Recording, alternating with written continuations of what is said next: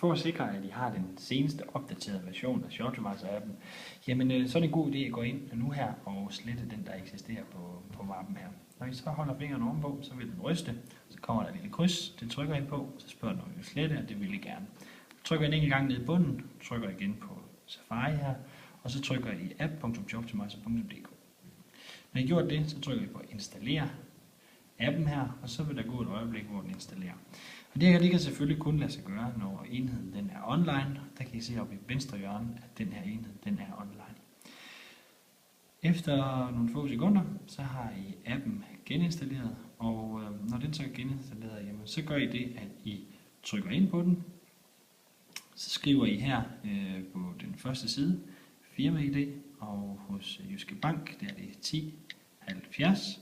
Så indtaster I mailadressen, og til sidst så indtaster I jeres kode og trykker login.